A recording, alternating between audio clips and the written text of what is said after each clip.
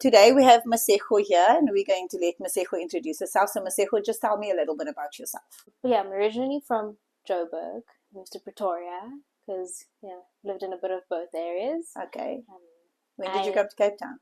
2023, beginning of 2023. Okay. Yeah. For your studies? For my studies, yes.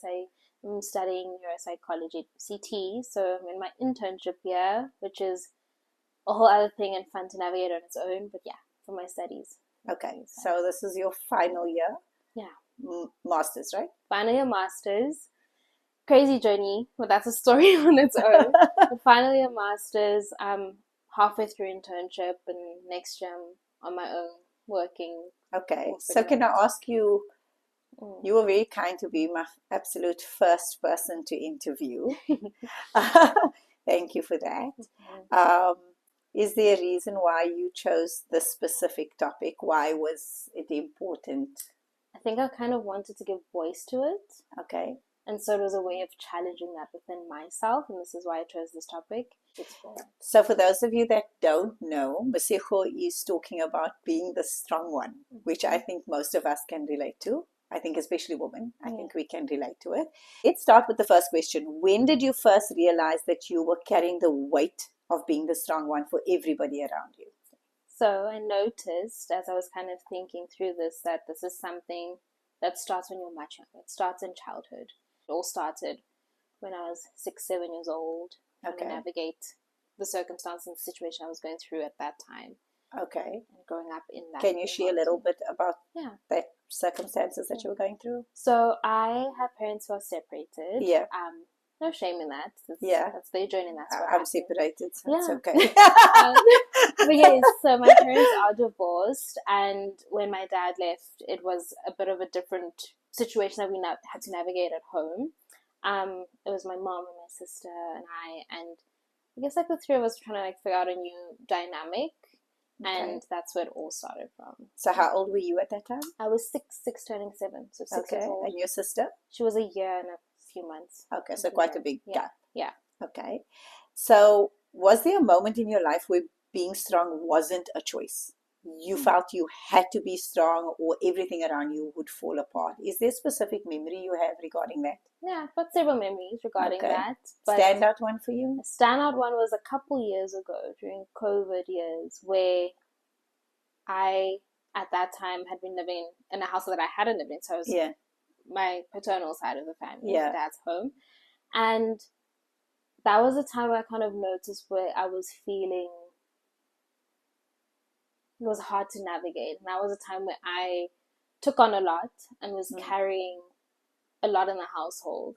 Some that I did put on myself. Yeah. And I felt that I had to show up for everyone. I had to be there and do anything and everything for everyone to try to keep that together so that everything could be kept together in the home. Yeah. And how old were you at that time? I was turning 21. Okay. So 20 turning So 21. a young adult. Yeah. Okay. And how did that make you feel? Oh, it was not nice. It was a lot. Would suppress a lot. A lot would be said and done. It would kind of sit internally and it would kind of build up. Okay. Before I kind of would have these outbursts where I realized actually that's not right. That's not me. Something's clearly wrong there. Yeah. And at the time I didn't know what it was. And then looking back at that as the years have gone on after that, I realized not good. Okay. Yeah. So you were clearly not yet ready to be able to take on that much. Yeah, it was a lot for me. At that point in your life. Way too much for me. I don't know how to communicate it though. Well, appropriately. Rather. Yeah. I'd have outbursts and that's not one way to get, it's not the right way to get things out. Yeah.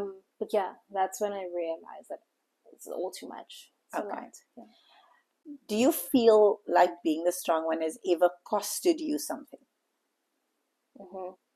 It's cost me a lot. So, in your friendships, let's start there. Yeah. How do you think it cost you in your friendships? In my friendships, I guess I've always been the one that would show up for my friends. Okay. I would never, ever, ever, I've never been the one where my friends would have to show up for me because I never allowed that. I'm the strong one. I would show up for them. Yeah. By doing that, what do you think you lost? an actual relationship, or like a friendship Proper, dynamic, yes, a yeah. proper friendship. Still something I'm learning to fix So now. so basically it wasn't a mutual friendship, it was like a No. one-sided friendship. Mm-hmm. Because you could always show up for them, but you just didn't allow them in yet. Mm-hmm. Do you, when you look at, romantic relationships as you were growing up, whether it was at school, your high school sweetheart, whatever it was, did you sort of had the same kind of feeling where you felt you needed to be strong in those relationships too? 100%, yeah. It was always the case. I'd always be the one showing up. But you can't really do that in a romantic relationship because there's a partnership. There's Yes, like yeah. a balance. There's two Yes. people coming together and trying to navigate something as one. Yeah. And it did cost me quite a bit there until my significant other like would confront me on those issues and say, hey, like I've noticed this with you. And that's not something that I can kind of push back on. Yeah. Like I'm involved with the person. Yeah. So that was the one type of relationship outside of familiar relationships where I get the pushback and I would sort of allow it. Okay. Because that's not how like a romantic Was there ever a time where you like thought to yourself, no, there's nothing wrong with me, there's something wrong with you? Yeah. Yeah. In the beginning half of our relationship, 100%, I'd be like, no, nothing wrong with me, nothing. I'd always be the one that would, I guess, call him out on things, but like, this is a you problem, this isn't a me problem. Until I guess, yeah, halfway into it, I was like, wait a minute, let me take a seat back, step back, let me reflect, and let me see. Yeah. I was like, actually, you are right. Do you find it harder, like, to swallow that, like when somebody calls you out on it? Because you don't really see, like at that point, you didn't see anything wrong with it. You just thought, but what's wrong with me being strong? Yeah. I think initially I was like that. Now I'm a bit more open to being called out. Yeah. I guess it comes with awareness as you grow. So I'm developing my self-awareness, and with more self-awareness, then I guess I'm open to being called out more now. Yeah. I'm open to receiving it. And I'm open to seeing it from that perspective. But initially, no, I did struggle with your relationships with your parents. How do you think that affects or affected, or even if it's present, affects your relationship with them, you feeling that you need to be the strong one? Because obviously as a parent myself, I know that that's the hardest thing when your children don't need you any longer. But for you, that started a lot earlier, right? Where you felt, I can take on the world on my own. I got this, right? And in your mind, you were being helpful to them, right? Because you had it all together. Do you think that affected the way, like, the dynamics of your relationship with your parents? Yeah, I think so. I think by doing that, I guess I didn't allow them to show up for me as my parent. Okay. And even when they did or still try to, it's a bit weird. It's like, okay, but this is not the dynamic that we've had over the years. So I think that's how it comes across in like my parental relationships. I try like not put anything on them because I've always kind of taken everything and be like, okay, I support you, I've got this, like we can, get through this, we'll do this, and kind of think of solutions to everything. Yeah. So it's almost weird when a moment happens where like the parent is being the parent. I'm like, this is a bit weird, but still learning to allow it because that's how it should be naturally. It's not because the dynamic is also changing because of age now, right? Because now you're an adult, so now you can converse with your parents as an adult. Yes. The conversations are much more different. I feel more heard and seen now because I approach it differently. When you're a kid, it's like you want to be respectful, you don't want to like really say anything, but now I can be like, actually, hey, I feel this way about whatever situation it may be, and I try and navigate it down. Yeah. But how do you think it affected your relationship before? Did you ever feel like you were the parent? Like you just felt like, I wish I didn't have to be the parent here. Yeah. There've been moments where I felt like that. I don't know if you've seen on social, there's memes going around, but when you have to parent your parents, relates to all of them because that's how it did feel. Yeah. So still need to unlearn that. Yeah. I know it is different now because I am grown. Yeah. More like an adult child. It just becomes a habit, I guess, after a while. Yeah. What do you, now that you've changed, you're starting to change and you're starting to learn differently, what is the one thing you can look back at a memory and remember like, oh, there was a moment where your mom or your dad was trying to be there for you and you sort of caught yourself in it and thought, okay, let them. Have you had a moment like that? Where you've just allowed them in, which was not normal for you? I think I have, yeah. I remember, what moment was it? I don't know. When my grand passed, I remember like that was where, so my grand passed in 2021. Yeah. This is my paternal grandmother. Okay. So that was a weird situation to navigate because this was a point in my life where I was being confronted with, but hey, listen, you don't always have to be the strong one. So that's where the shift started to happen. And I remember, was your grandma always strong for you? I mean, did you see her as the strong one? Yeah. We weren't 100% like close like that. Like I didn't see her as often or constantly have her around. Like, but I'd see her every other weekend. Okay. Right? So yeah, I guess that was modeled. I did internalize that a little bit, but yeah, when she passed, that's when a little shift was happening within myself. Okay. And I remember, who was the first person you allowed in? the first person I allowed in was my uncle, one of my uncles. Okay. But that's when he told me the situation. But when everything was unfolding, I allowed my dad in a little bit. Right? And I remember when he came past, it was a Wednesday, to tell us, oh, hey, listen, by the way, Grand's in the hospital. It's COVID. Hearing the words come out is different to when you've like read them on someone's status and you're feeling that alone. And I somewhat allowed him in that time. I started crying. I was like, let out my fears about the situation, what was going to happen. So he would be the first person more emotionally that I'd let in that situation. Yeah. Okay. So where do you think the belief came from to be strong all the time?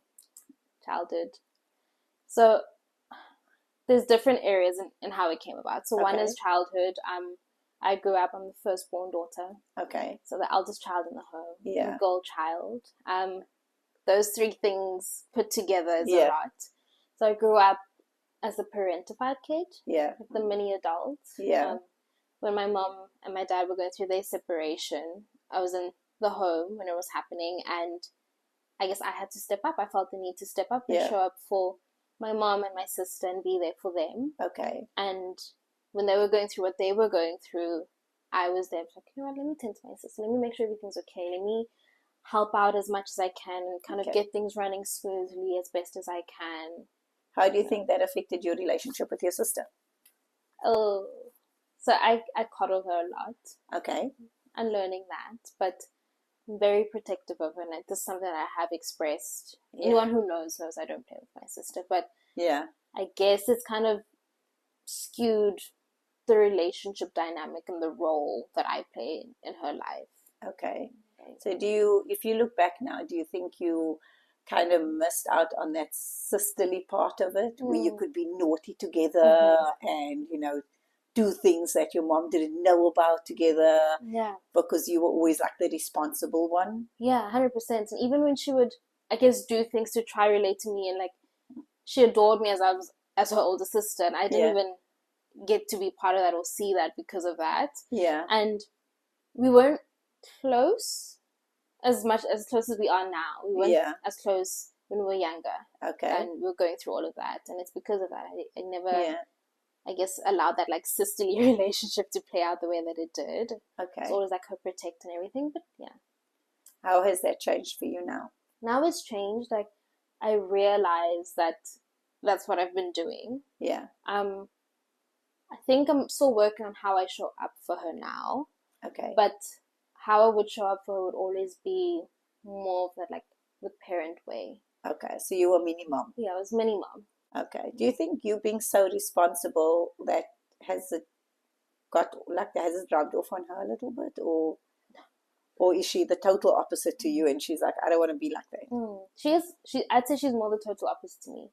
More of a Is there parts of her you wish you had? Yes. She's outspoken, but in a she usually keeps quiet about things. But when she speaks up and she says no, it's she's heard.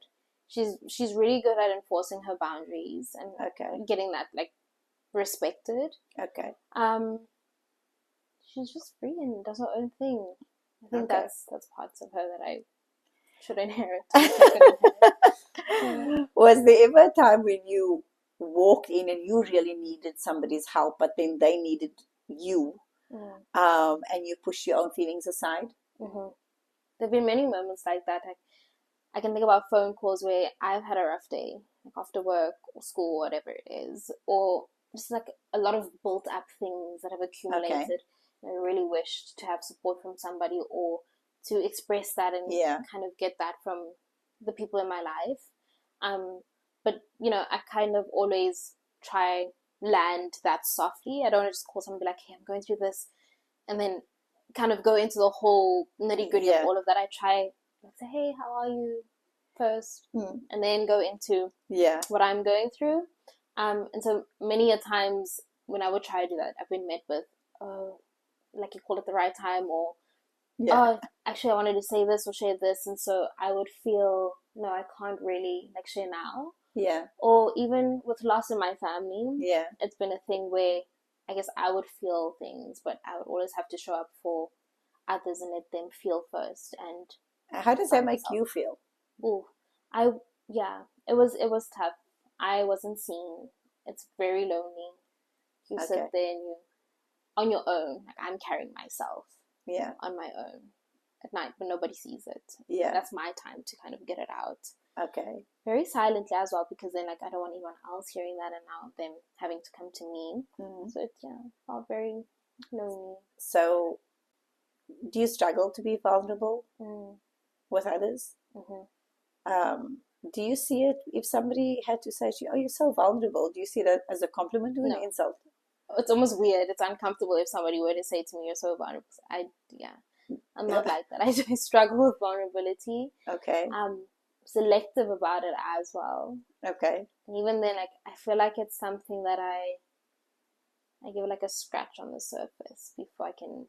Yeah, it's very surface level vulnerability. So it is something that I do struggle with. Who do you find you can be most vulnerable with? 2 or 3 people in my life. Okay. Friends or family? Family. Okay. Romantic partner. 2 family. 1 is my significant other. Okay. All right. Yeah, those are the 3 people. Okay. Do you ever feel unseen or unsupported because people assume you've got it all together? There were moments where I would always keep it together for everyone. So people would assume that because I'm okay and smiling and functioning and all of that, like that I'm okay. There is that expectation that the other person has no knowledge of. Yeah. Of okay, but can't you see that I'm not okay? So that had been there. So what if you thought, like in your head you were thinking, can they not see I'm not okay? What do you think on your body language was saying you were not okay? In your mind, what did you think? In my mind. What do you think was different about you on that moment versus any other day? I wasn't as laughy or smiley. Okay. Or I'd be more quiet. Okay. And you thought they'd pick up on your silence? Yeah. Okay. Was there ever a time where you were silent and they asked you and you said, but there was nothing wrong? So do you think it would be difficult then for someone to then pick up on that if you created this thing of, but sometimes I'm just quiet? Yeah. Because then it's a mixed message that I'm kind of sending across. It's like, also when there's only so much a person can push. Yeah. I guess it speaks to my levels of readiness to actually say, hey, I'm actually not okay. Yes. Yeah, but there have been moments where I've been quiet the whole day. Someone else like, hey, are you okay? I'm like, yeah, I'm fine. Prefer that? Do you prefer people seeing you as having it all together? I think so. Do you think it's like something that, has come to you, from a culture point of view? Was it, is it in your community that you feel that you've got to have it all together? Do you feel like you have something to prove to people around you that, I'm strong and I don't need anybody. I can do life on my own. Where do you think that, that feeling comes from? Yeah. Definitely my culture.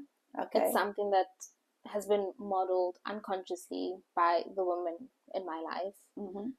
Generations and generations of it. But yeah, in our culture, the women always have it together. Women are always strong. They're always carrying the weight of everything and kind of getting it through.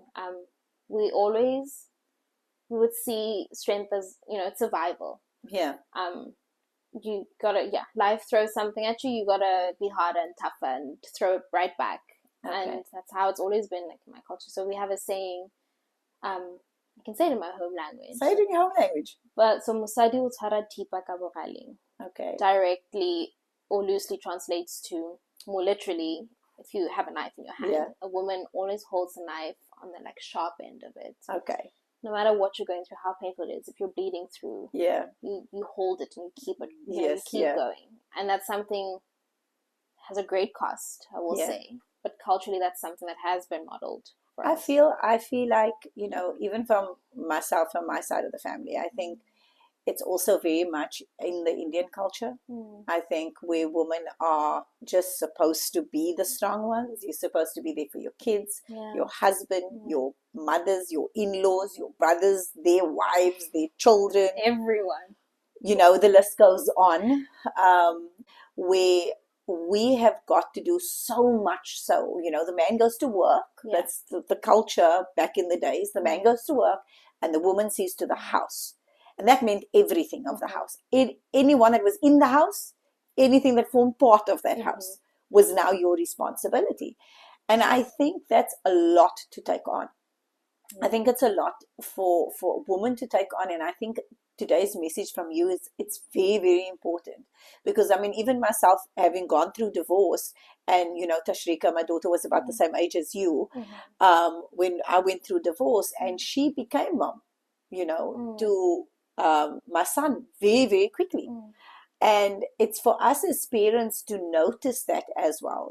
I didn't always notice it. It was only later on when she was already a teenager when I realized, hang on, she's literally taking this responsibility very seriously. When someone's a kid, like when you were 6 years old, your mom probably thought, oh, she's playing mom, playing mom. And then I think later on, it's no longer playing mom. You actually become mom. That role, And I think as parents, this is a message for parents out there that's maybe going through the same thing, is recognizing that playing mom becomes mom, and then that feeling goes with them all the way to adulthood, that I must still be mom. I'm supposed to be this mother to everybody around me. And I think it's, we've also got to take that responsibility on of recognizing when we're passing on a certain behavior to our children that really doesn't serve their future. And if we're going to make changes to the generations to come, it's what you're doing right now, is having that sense of awareness that I don't want this to be passed down. It's okay to be strong, but it's not okay to be strong for every single person that's in our life. We're not built to carry that.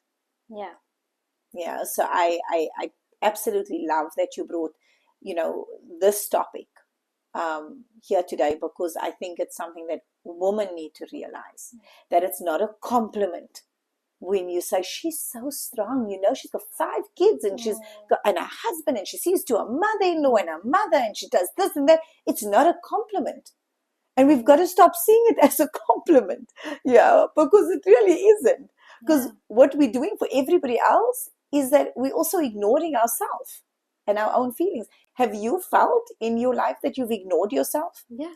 There've been many moments where I felt like I would always push it away. I'd always push it to the side, always push it down. Like, okay, I'm having a tough day. There's this and this to do today on the agenda. Like, gotta get up, gotta get, this done. Gotta pick up that and drop off this and fetch whoever from this, and constantly, I guess, putting that aside, how you feel, putting what I feel aside, and constantly tending to other things that need to be done. Have you ever allowed yourself to just be down for a few days? What is the longest you allowed yourself to be like? So in 2023, I moved to Cape Town. Yeah. And the first time I ever actually properly allowed myself to be down was that year. Okay. It was 3 weeks. Not a great time. Yeah. I was basically depressed. Yeah. This was around August all of it it was a lot. Like, Okay. I was trying to navigate all new things. It was exhausting. Yeah. Everyone's far, but they're telling me things that are happening at home and how can I help? And Yeah. 1,200 and something kilometers away from it. I can't Yeah. tend to that. But that was the first time I actually allowed myself to just be down. Okay. Sleep all the time. My clothes were everywhere. Okay. My place was not at all tidy and neat. And I was like, all I need right now is just rest. Yeah. That's all I allowed myself until I was like, okay, like I felt it. I've gone through it. Now I can pick myself out of it. Do you do that for yourself now? Like, I try to. do you have like a self-care routine? Yes. So what I've implemented now actually is like Sundays are my self-care days. Okay. I'm learning to enforce new boundaries with work, friendships as well, if anything. Like my weekends are my weekends. Okay. I am very strict on it now. I try not to do work on the weekends. Like Friday, 5, 6 o'clock should be done. Okay. And I just take the time to rest, do what I want to do, whatever that may be. If it's like watch a movie, go out. But Sundays are Sunday evenings, particularly on my day. Like really take my time to like do my face, and I've got like little new things and gadgets now where I really just like invest that time and like love in myself. Okay. And prep and besides physically, how do you care for yourself emotionally? I've been trying to journal. Okay. It's very uncomfortable. I only have 2 entries. Okay, so since when were you trying? Since the beginning of this year I tried. So at the end of last year, it was more like a 1 journal entry for the whole year type of thing. Okay. Like, let's just sum up everything together and let's try work on this. Okay. So I work in psychology. Okay. So it's weird to be giving advice to people to maybe try this or not if I'm not doing that myself.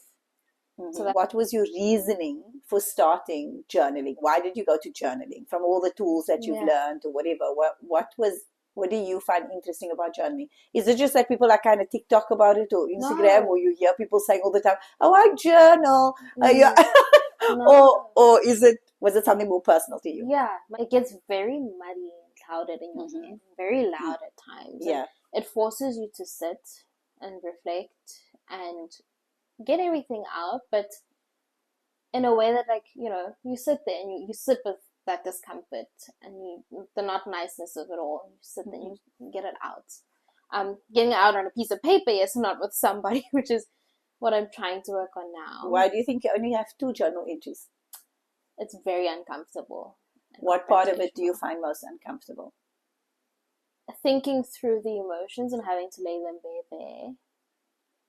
So you struggle to be vulnerable with yourself. Yeah, I do, yeah.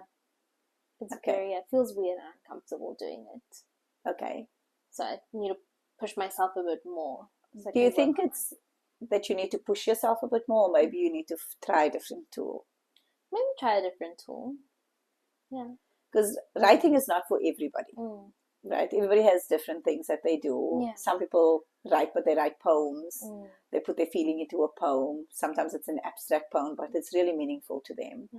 I think if you've been writing since a kid, like when you were small, like I used to have those journals with those little heart locks, you lock it and you put things, your little diary. And I mean, I used to write from then already, and I used to always write a whole lot of poems about how I was feeling, and I would put it into poetry.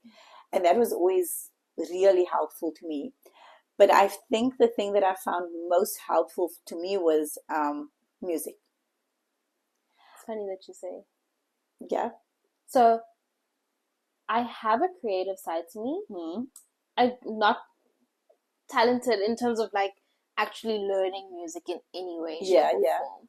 But I've always had this natural inclination to like playing an instrument. It's something that's come to me naturally. Yeah. It's like the piano, for example. So I've got the love of it from my granddad, but like it's something that just has naturally come to me. Like I know a feel for it. Like I don't learn other artists' songs. Like I sit there and I do it on my own. Yeah. Like I figure out a melody or something that I like on my own. Yeah. And every time I've actually played something to someone, I'm like, oh, it's so deep, dark, and sad.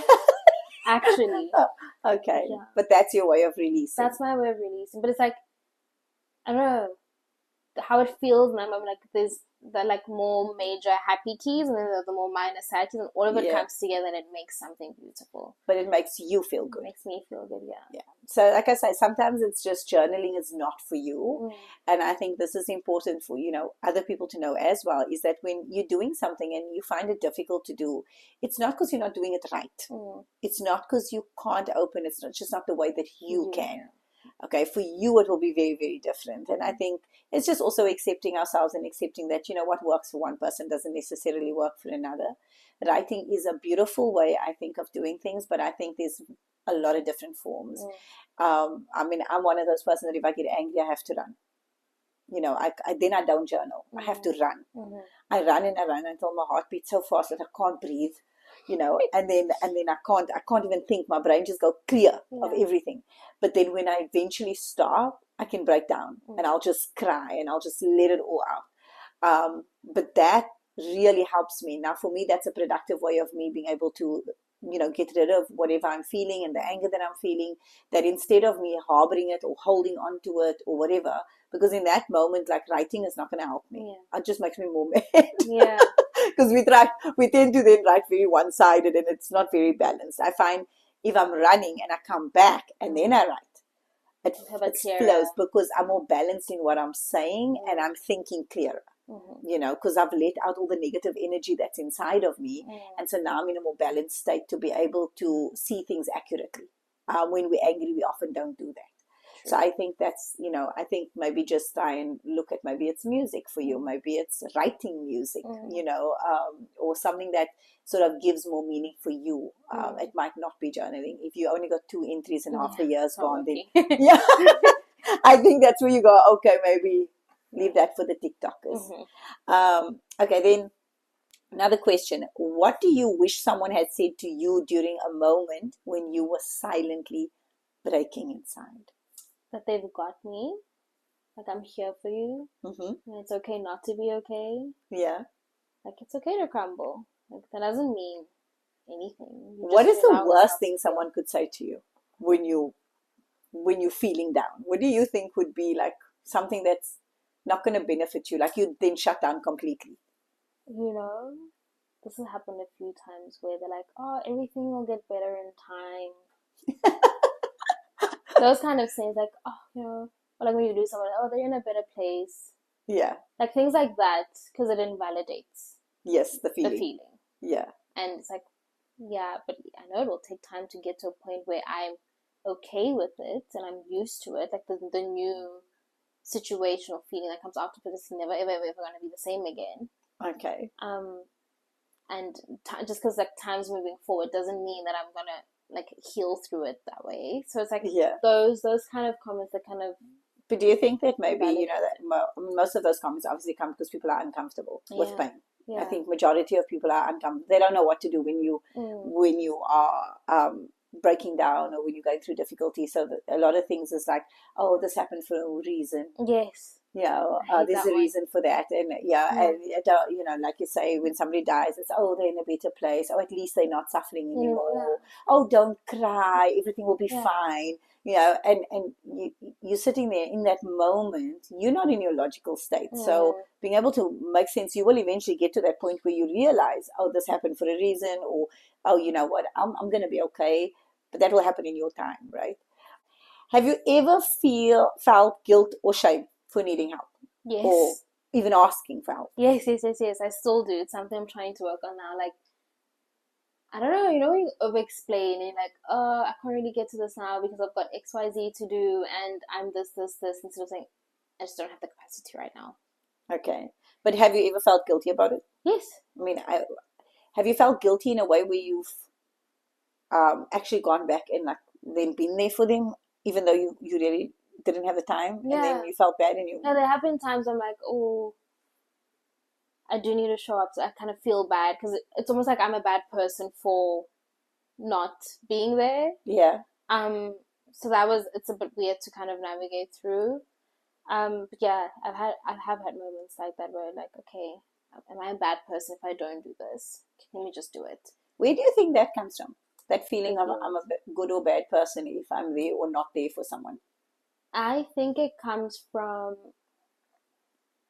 constantly being complimented and given that because of the strong one badge, Okay. and me, I guess, associating that with being valuable in someone's life. Okay. I think that's where it could come from. Okay. So you feel like you having, being patted on the back Yeah.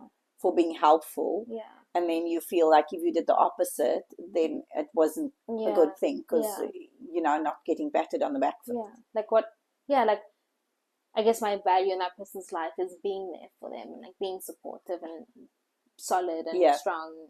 And I think that's where it comes from. Is, I guess, associating that with my value to someone's life altogether. Okay. How do you think the shame affects you when you feel truly ashamed? Like, let's say somebody wanted you to be there for them and you couldn't, and you kept your boundaries and you couldn't, and then you knock into them somewhere. Um, you're walking, you see them somewhere, and you have this immense feeling of guilt. Do you try to like not see them? Or do you immediately go to them and say, "I'm so sorry"? I think I go to them actually, and I check in. I'm like, hey, remember like that situation? Is everything okay now? Like, is it sorted? Yeah. I would have thought I would run away, but no, I don't. I go and I'm like, oh yeah, and then I even sometimes apologize, and I shouldn't be apologizing. I'm so sorry that I couldn't do that. Yeah. Or be there or anything. Have you ever felt like somebody was upset with you because you couldn't be there? Yeah, I think I have felt that way. Like I think about it long after it actually happened. Yeah. And how do you deal with people that's upset with you, like if it in a friendship, because you couldn't be there for them? I think what I do mostly is I definitely like sit in that feeling of shame and guilt for a while, and I overthink everything, and then I go to them and I'm like, hey, like, this is on my mind. I was thinking about this, and most of the time it's, don't worry, it's fine. Yeah. Like, it's okay. You don't need to explain. And then when I hear that, I'm like, oh, okay, like, it's okay. I can like rest. Yeah. Do you believe it? No, I don't. Very easily. No, I don't. Like, it takes me some time to get to a point where I'm like, okay, yeah, it's fine. Or even then, I don't even think I fully believe it. I just kind of like sweep it away. Like, yeah, you said that, but okay. I'll just keep that at the very back of everything. But like, are you sure? That kind of thing. Okay. Yeah. What has your journey taught you about vulnerability and softness as a form of strength? Right now, when I look at it, I realize that it's not one or the other. Just because you're not strong doesn't, mean that you're weak. There's so many ways to kind of label strength and so many other ways to feel through it now. Okay. There's like an intimacy that comes with being emotional and vulnerable. Like, you can relate to others a bit better. Like, you see people differently through that.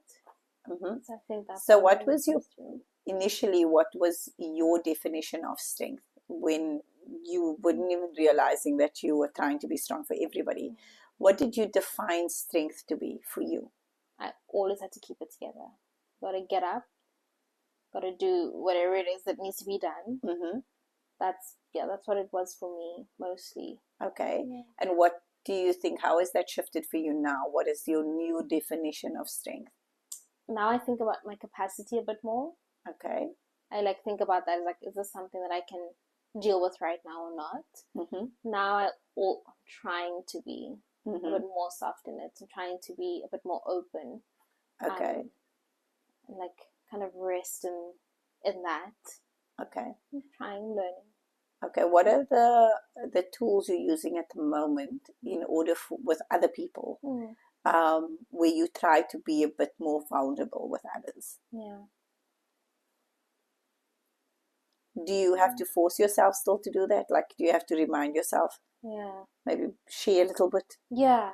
So because I think about when I am in a moment of like, I guess, being vulnerable, sharing, I try to think, okay, how much of this is mine to share? So I kind of remind myself that I have a part in whatever story it is and how I felt going through that. And I have every right to share that part. Yes. It's almost like, I guess I do kind of force myself to do. I'm like, you know what? It's okay to say something, like, and like share that story. So I sit and I'm like, can I share? Can I not share? But once I feel really comfortable, and like really safe, then I'm like, okay, I can. What open the creates tap a safe little bit. environment for you to feel vulnerable? What do you think? Mm. Is it a certain kind of person? I think it is. Yeah, I think because I'm vulnerable with certain people. Okay. So if I can see that I can be heard Mm-hmm. from the other person, and it be met with just listening and like really like having my experience Yeah. and my story be heard, or like all of that, then I'm more comfortable to share. It's Okay. about the safety in the person that I'm sharing with. Who are you less vulnerable with, male or female? Mostly, yeah, women. When I think about friendships that Mm-hmm. I've had, I've always had girlfriends. Yeah. High school, they Mm. didn't know much about me. I knew Okay. everything about them. They didn't know much about me. Okay. And so from then I'd always like would share with like my guy friends. Those Okay. like people I'd be vulnerable with. Why do you think? Oh. Why do you think it was, that you feel more comfortable being vulnerable with male rather than with females? I think with my high school friends, when I think about that, most of us were from the same background community in terms of Okay. like being African Yeah. and kind of having to show up for other people. Whereas I don't know, vulnerability is from non-POC communities is actually met with, Yeah. hey, are you okay? Yeah. And so with my guy friends from that side, they weren't people of color. Yeah. It'd be like but genuinely like, okay, let's speak about this. I guess it would be then being like heard and like that safety of like, okay, but I can share, I guess. But even then I'd still hold back a bit. I wouldn't fully be vulnerable. Okay. Yeah. Do you think that you would ever be like really completely vulnerable with others? I think so, yeah. But I constantly call myself out and say like, Okay. hey, it's okay to like let those walls down. Right now, do you have an accountability person? I do. I have one who, even then, I didn't designate her as my accountability person. It was just her She took the personality. role. She took the role. It's my cousin. Yeah. She's really good at calling it out and saying, hey, but you need to enforce your boundaries with this. Yeah. Or, you do be holding it down for everybody else, but like, what's happening with you type of thing. Yeah. And even when I guess express like, okay, I'm not doing anything this week, I'm just taking time to rest, like that will be like applauded, like, good, Yeah. like you deserve that, you deserve rest, like, Yeah. you preserve yourself, Yes. like, you deserve Yeah. all of that. So she does that for me now. Okay. Well, that's good. That's good that you have that, because I think that's really important. I think people underestimate the value of having somebody that holds you accountable, especially when it's change that you really want to see in your own life, because we can't do it alone. We can tell ourselves, oh, we'll change, we can do it. But unless somebody else knows that this is something you want to change, it's almost like if you're on a diet, and you tell no one, you're telling no one because you really still want to eat that cake. But if you start telling people, if you start saying, listen, if you see me do this, please stop me, because I'm really I'm on a diet and I really want to get into that bikini bod by December. So, I really want to do this. Then people say, are you sure you want to have that piece? Are you sure you're going to have that? Like, are you still on your diet? Just little subtle reminders that they give you that allows you to just go, oh, damn it. Okay, I'll let it go. And I think it's the same thing. I think when you're being strong all the time, having someone say, Masego, do you think you're ready to take that on right now? Yeah. Do you have the time for this at this moment? Just having someone that's reminding you so you can go, oh, okay.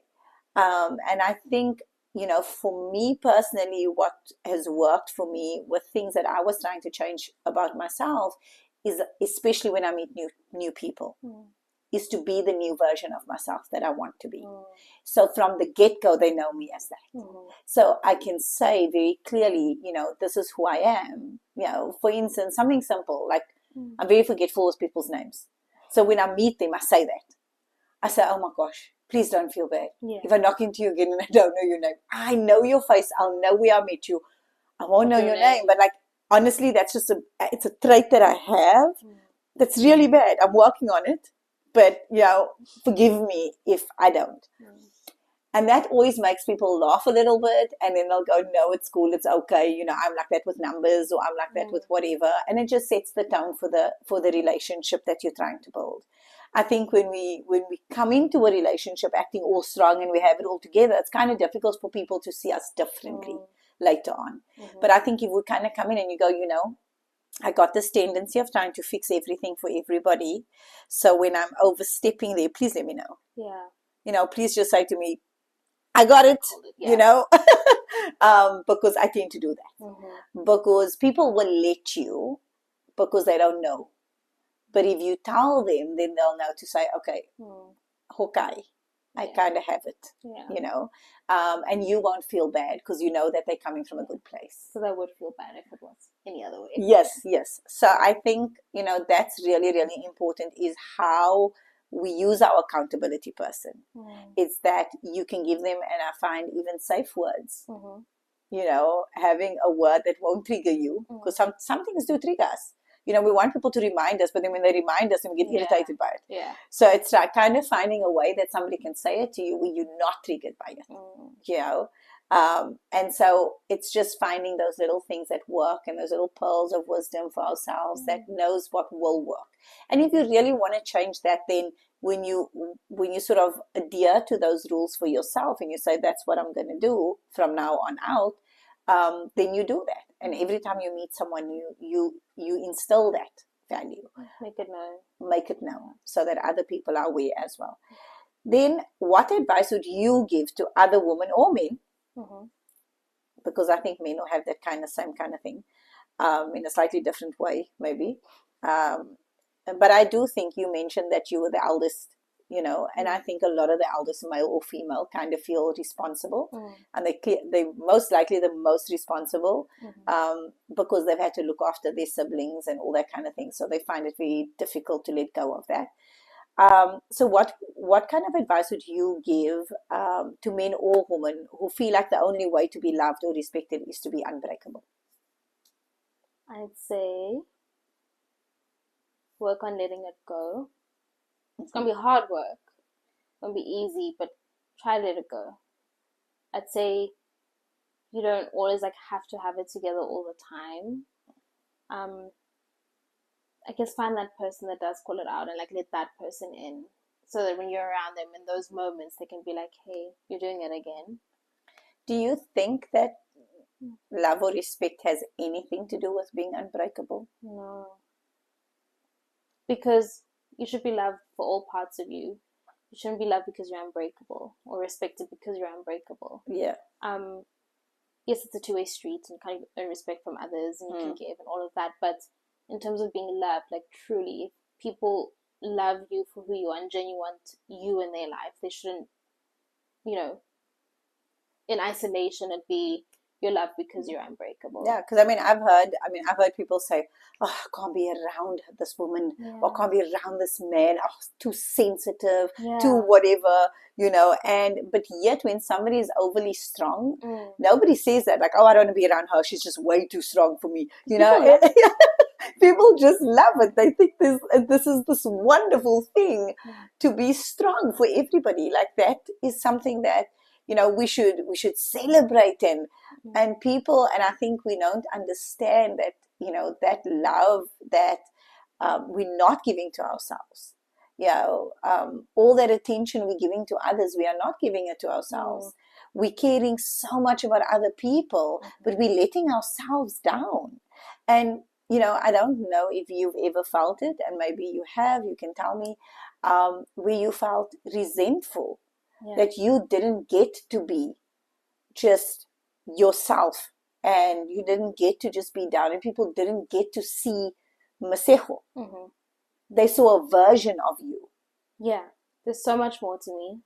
And a lot of people don't have that or see that, or because they've only seen, oh, she's my strong niece, or she's my strong daughter, she's my strong this. Yes. You know, she's my strong friend. They don't ever see.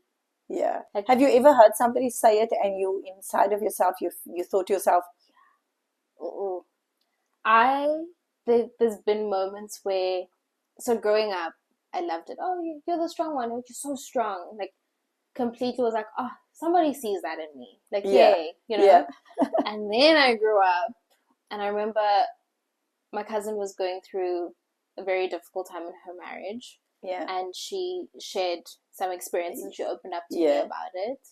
And she would constantly post quotes about like strength. Yeah. And again, from that cultural Yes. perspective, Yeah. like, as a woman, I was like, you know what, this is a bit icky. Yeah. And then I'd hear it again and be like, oh, you're so strong. And I'd like almost like cringe inside. I'm like, Or like I'd hear it and I'd be very uncomfortable, and I'd be like, but I'm not. But I would think, but I wouldn't say anything like Yeah. that. And I was like, but I'm not strong, and I don't want to be strong right Yeah. now. Because do you feel sometimes like it's fake? Like, because Yes. you, in that moment, you're going through something really difficult and they're telling you how strong you are, and it kind of doesn't align. It almost feels like a script when they would say it. It doesn't necessarily like feel like they genuinely are noticing that part of me. They would say, would you, like, you know, I admire your strength. Like, it felt like that. It was like almost dismissive even. Yes. Yeah. Like, okay, let's move past this. Like, Yeah. you've got this, you're strong. Like, Yeah. but yeah, I have explicitly said in my family, Yeah. and those like closest to me, like, Yeah. do not call me the strong one. I've said it a couple of times, like, please don't. Yeah. I don't like it. It's just not, you know, it takes away from everything. Like, I'm not allowed to feel, I'm not allowed to go through it, I'm not allowed to not be okay. Because people forget, right? They do, yeah. They forget that you're also human. Under all that armor, under all the strength, under all of that, there is a human being that's busy having human experiences like everybody else, and you keep labeling me strong, which means that you bypass me. Yeah. You don't see me. And then you see the person next to me who's sad. You see the person next to me who's angry, who's upset. And then there's me craving that nurturing. I just want somebody to nurture me. I just want someone to really see me, the whole me, the messy parts of me. And if all you're ever seeing is my strength, you're missing those sides. And then what you're missing is that person that can be there for you fully and know you. Because I always feel that how does somebody truly love someone else when that person only show a certain version of them? Because love is a full circle, right? It's everything, the good, the bad, the ugly. It's all there. You love it all. You know, you might not like certain behaviors, but the person, you love them. So you put up with behaviors that you don't like because you love them. You know, the little irritations. But we can't genuinely love someone else when we don't see the whole person. We don't get to see every part of them. So we're only loving a version of them. And then what happens, because I think a lot of people like you, strong all the time, go, but what happens if they see that other side? Will they still love me? Will they still want to be friends with me if I am going to show that side of myself? What if they hear that I'm weak? Will they be disappointed? Will they think, I haven't raised her properly? How would they feel if they know that Masego has another side? Does that scare you a little bit? I guess it does, because I don't even know what that looks like for myself 100%. Yeah. But I remember there was a time where I did have a little bit of a breakdown. I was on the phone with someone in my family. I was like, I just need a moment. Like, I can't do this. I really, like, I've had a long day. I'm dealing with there's a lot of stress to kind of manage right now. I just need a moment. And because I've never been the person to say, I need a moment, it was almost so much concern from them. Like, are you okay? Like, are you gonna go jump off a cliff or something? Like, it felt extreme, almost like they're concerned because you know, you're always so strong. Like, what do you mean you need a moment? Like, you've never needed a moment before. So I felt like that was a moment like that where I said, like, I'm really, and they kept pushing. They kept pushing to kind of get through the whole point of that conversation, because they're like, no, can't deal with that. Like, that's not what we do. That's not what I'm used to seeing from me. And that was one moment where that has happened. Because you say, like, the women in your family are all strong women. All of them. And I mean, I often hear, I mean, in the African community, specifically, I think in the Black community, where that's actually a really huge compliment. I mean, I hear black artists singing about strong Yes. black woman, and I'm always concerned that, what does that say? Like, what does that mean? Mm-hmm. Because the way it sounds is as though that you have got to be everything. Yeah. And that's a lot, right? No, it's exhausting. It's a lot. It's, you label me as the strong black woman, but there's limits to it. And then I'm dehumanized for it afterwards. Like, Yeah. there's only a certain extent at which I am allowed to be a strong black woman.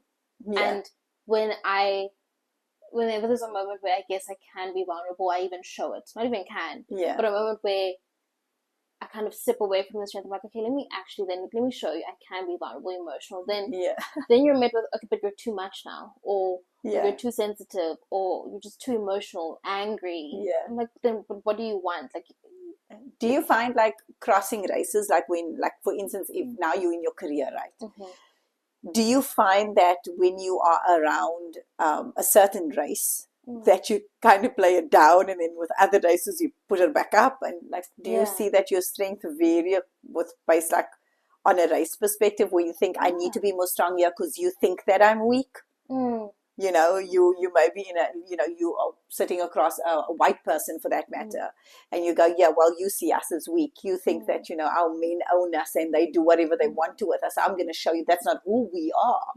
Because I felt that. I felt like, people would say to me, I remember my first time my husband met me, he said to me, I thought Muslim women's supposed to be the subservient, quiet person. Yeah. Now, I still get annoyed by that, right? That people make this assumption.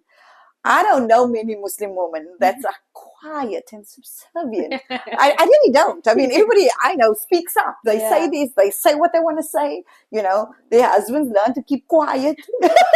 And then it's like, is this what other races think? Because of course my husband's white. So I'm like, is that what white men think? Like that you the subservient person? Because why? Because like we make good wives, or what? Like, what is it? What is it? Yeah. What is it that makes me supposed to be this quiet, subservient person? And so I feel like for me, different races sees each other differently. Yeah. So do you find like, I mean, because you guys are a whole new generation. I still come from an old generation, but you're a whole new generation. How do you see that panning out? Do you see it still like something that you feel you have to prove? I think so. Yes. Definitely, I see it in work. Yeah. I think I've said to you many a times, I am not beating the aggressive, like the angry black woman allegations. Okay. Because I've gotten to a point now where I am tired of it being this identity that's like sticking to me just because I present that way. Yeah. So yeah, even with like at work when I deal with patients from different races, I do think my approach, which is crazy because I've never thought that, but I was thinking about the cases as I sat here now, and I think I do deal with them a bit differently. Yeah. Because you have softer approaches to certain people, and I do, and I also have more room to ask. Yeah, my non-POC like patients. Yeah. Are you okay? Because you think that's more acceptable. Yes, that's more, and like I'll see tears well in their eye, and they're expressing everything, and I'm like, what? Like, And then you see with patients of color that they hold back. They do, yeah. I see it, and I guess it's also like a transference thing. Like you can kind of feel it. They hold back. Another one of my patients right now, it's also assumed that I know because of that. Like, you know how black families are. Yeah. And a lot of the time I do relate, I won't lie. I'm like, so you don't even have to go into it. But it's like, maybe you should go into it so I can understand it a bit more in the context of what's happening with that case. Yeah. Yeah. So, yeah, it does come through. No, look, I think for me as well, it's been more of, I feel one as a woman. You get told a lot, don't get so emotional. And to me, it's like, I'm not being emotional. I'm passionate about what I'm saying. That's not emotion. I'm passionate about what I do. So if I'm speaking up and you think this is emotional, this is what passion looks like. Yeah. This is what it looks like when you love what you do. That's what this looks like, right? I don't got to keep it together. So that, I think as a woman, I think when you are a person of color, there's this expectation from your own people that you behave a certain way. that you are suddenly the ambassador of a whole race.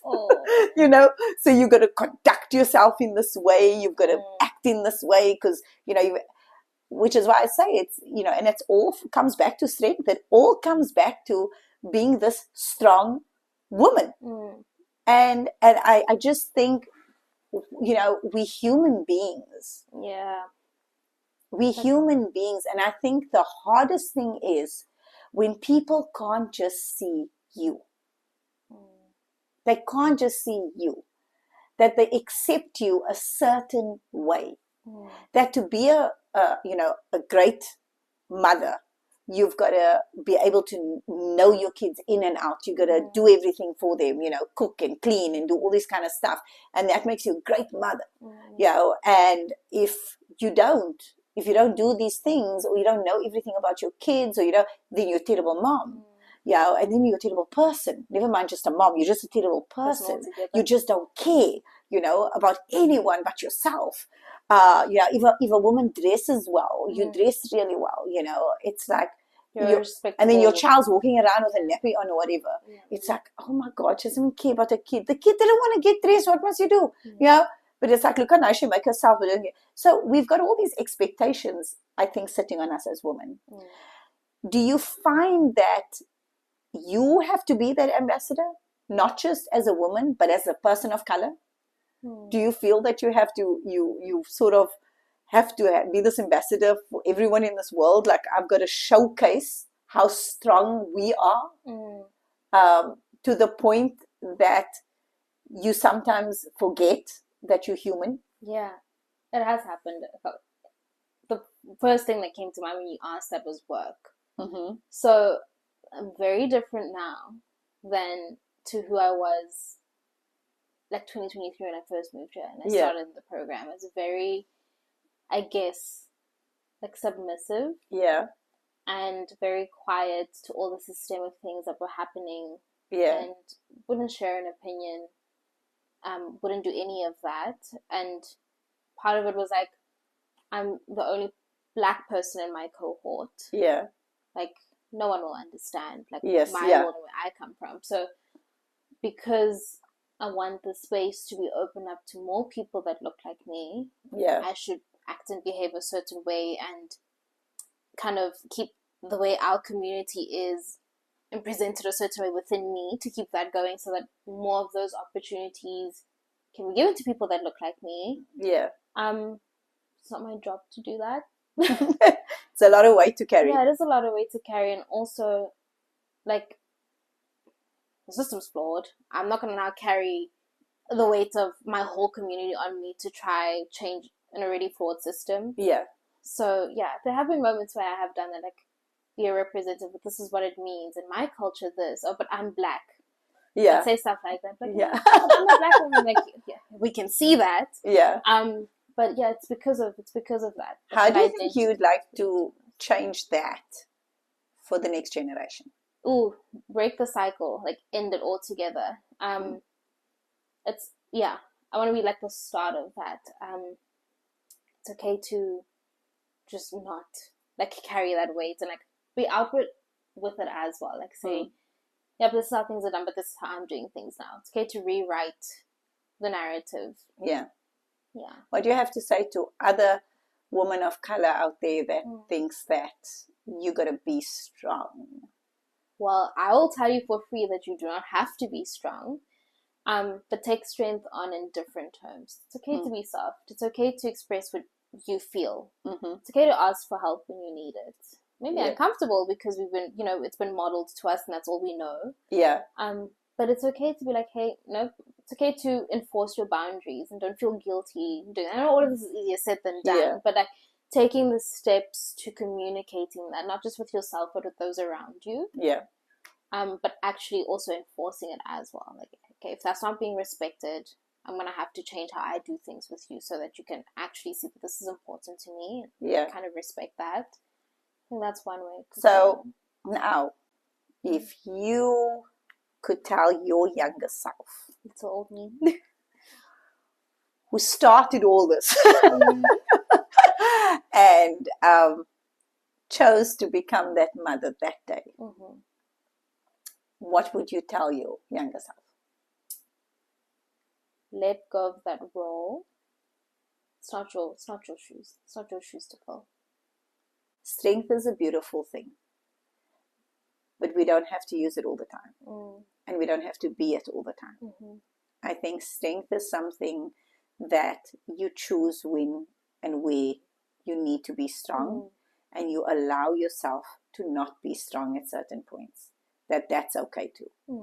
And I think that maybe between you and I, we can start figuring out ways that women can talk about strength without saying the word strong. Because I think strength is a better word than just strong.